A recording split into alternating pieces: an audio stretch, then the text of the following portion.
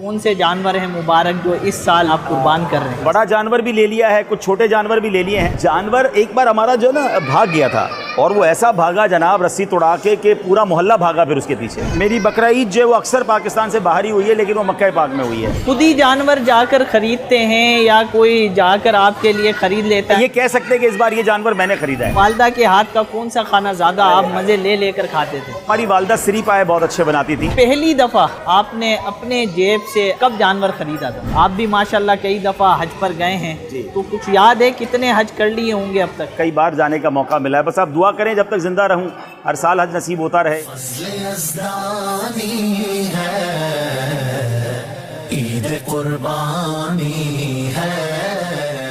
अल्लाह की ज़ात है कि इतना बड़ा जानवर जो है वो इंसान के हाथ में, बल्कि छोटे छोटे बच्चों के हाथ में किस आसानी के साथ आ जाता है, ये रब की कुदरत है माशाअल्लाह।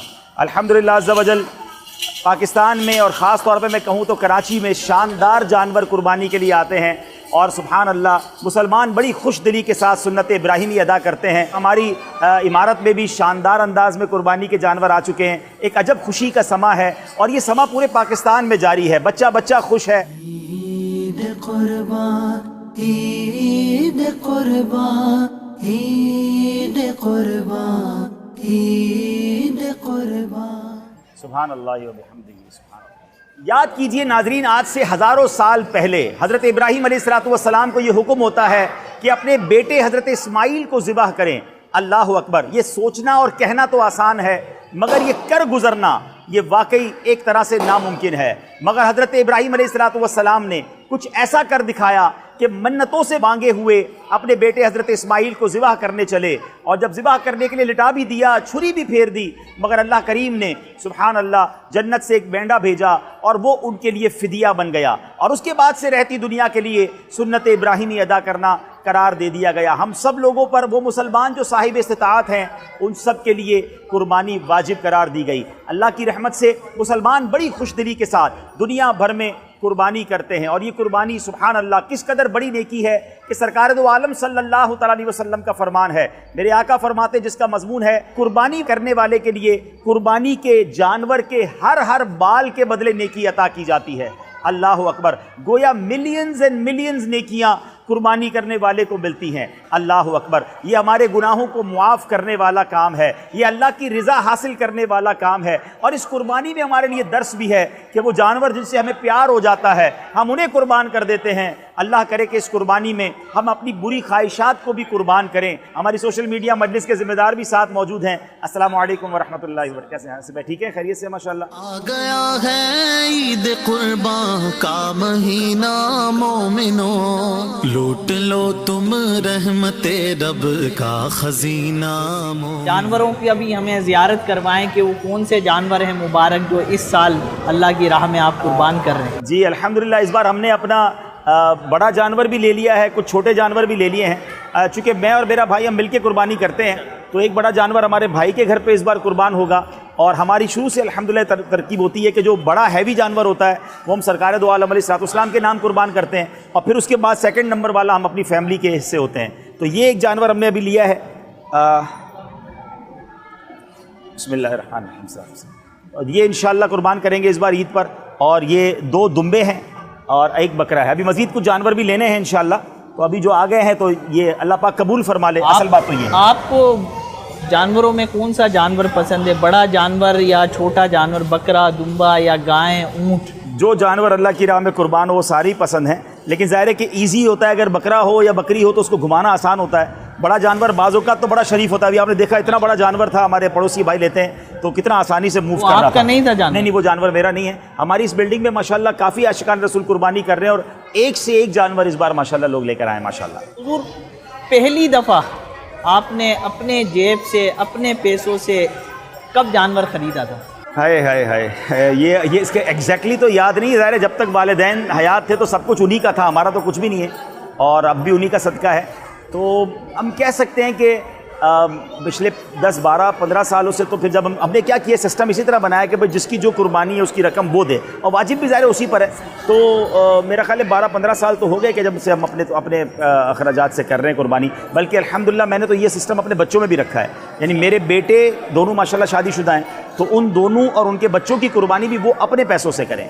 कर तो मैं भी सकता हूँ, लेकिन ज़ाहिर है कि ये भी एक तरबियत है कि ये शुरू से ज़हन बने कि भाई हमारे अल्लाह पाक ने हमें रोज़ी दी है, तुम अपनी रकम से अल्लाह की राह में कुर्बानी करें। तो अल्हम्दुलिल्लाह अपनी कुर्बानी भी वो खुद कर रहे हैं माशाल्लाह। तो हुजूर खुद ज़िबा करते हैं या कसाई वगैरह की जी, असल में मुझे तो ज़िबा करने का मौका बहुत कम मिलता है। कोविड के ज़माने में मिला था, और अब इस साल अभी तक तो बदकिस्मती से मैं हज पे नहीं जा सका हूँ। अल्लाह करे अभी भी चला जाऊँ, और अगर नहीं जा सका तो नीयत यही होती है कि जब मैं पाकिस्तान में हूँ तो कुछ ज़िबा जो है अपने हाथ से करूँ, फिर उसके बाद बाकी सारे काम तो कसाब नहीं करने होते हैं। हुजूर खुद ही जानवर जाकर ख़रीदते हैं या कोई जाकर आपके लिए ख़रीद लेता है, या जैसे आपने बताया कि बड़े भाई होते हैं जो भाई वगैरह साथ करते हैं? जी, भाई तो मेरे छोटे हैं, बड़ा तो घर में उम्र में मैं हूँ।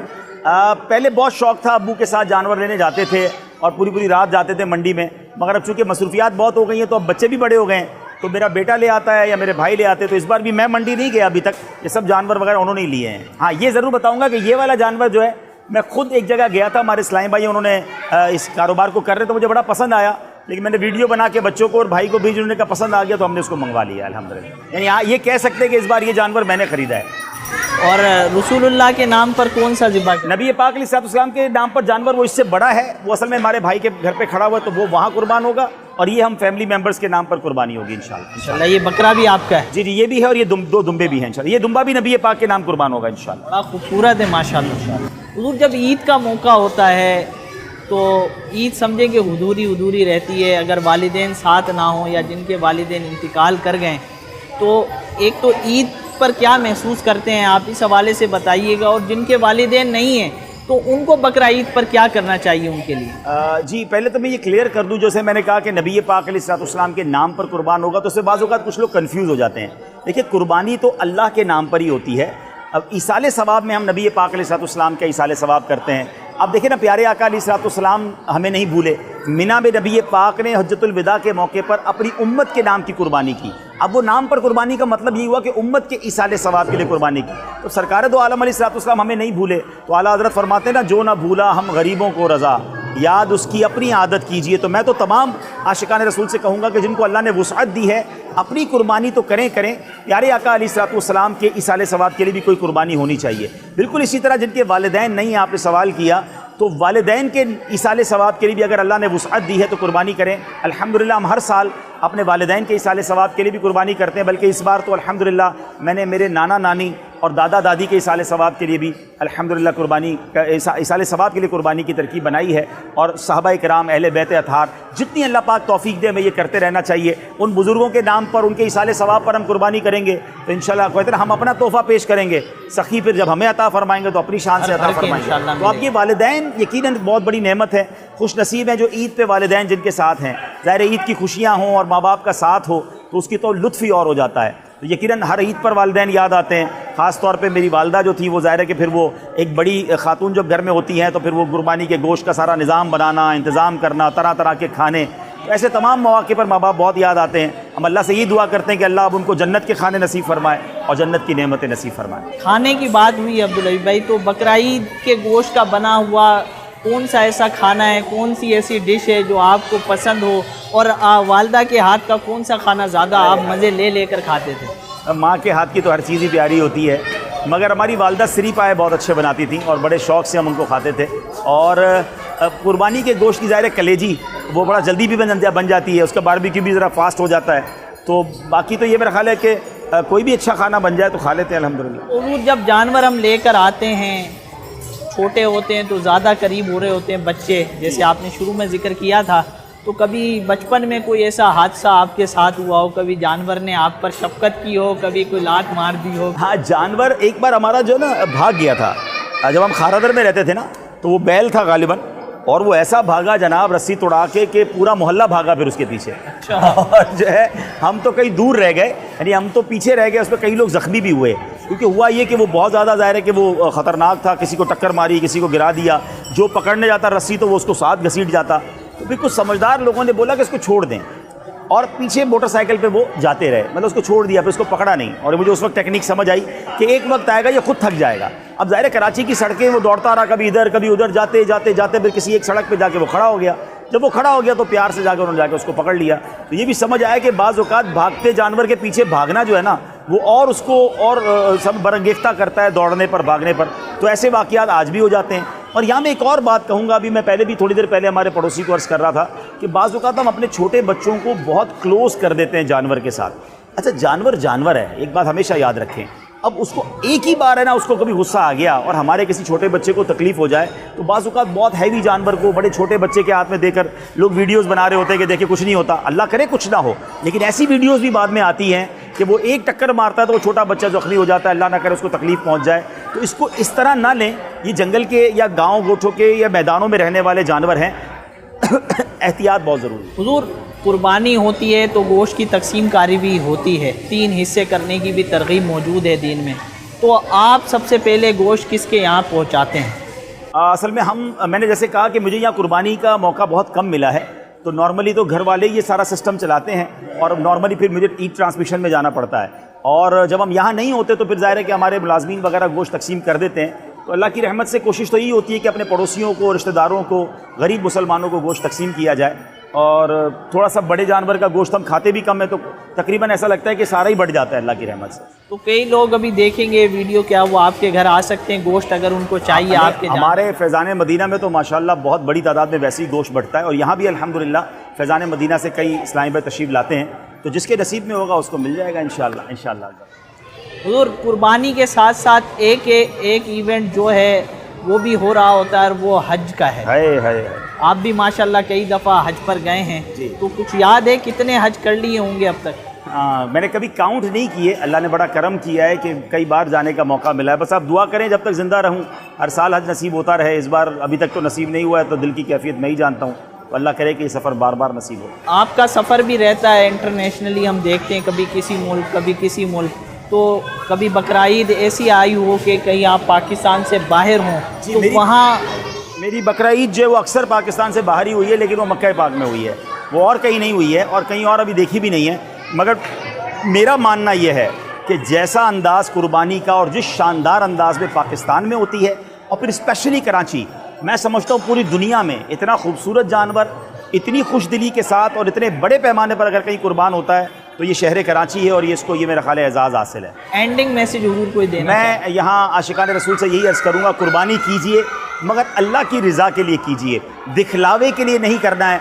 ऐसा ना हो लाखों रुपए खर्च भी करें और सवाब ना मिले। हमारी नीयत ये हो कि मैं जो कुछ कर रहा हूँ ये रब की अता से कर रहा हूँ, मेरी कोई औकात नहीं, मेरे रब ने मुझे ये अता किया है। एक और बात, कुर्बानी खुश दिली से करें, इसे बोझ ना समझें कि मेरे इतने पैसे चले जाएंगे। हमेशा याद रखें, अल्लाह की राह में खर्च करने से माल कम नहीं होता बल्कि इजाफा होता है। इन दिनों कुछ अजीब से लोग भी आपको मिलेंगे, इस तरह की बातें भी सुनने को मिलेंगी कि जनाब इतना महंगा जानवर खर्च करने की क्या ज़रूरत है, इतने करोड़ों रुपए कुर्बानी में खर्च हो रहे हैं, अल्लाह की राह में गरीबों की मदद कर दें। तो मेरा सवाल उनसे यह है कि ये गरीबों की मदद इन्हें सिर्फ कुर्बानी के वक्त, इन्हें सिर्फ हज के मामलात के वक्त, इन्हें सिर्फ जनाब सरकार दो आलम अलैहिस्सलाम के मीलाद के वक्त क्यों याद आती है?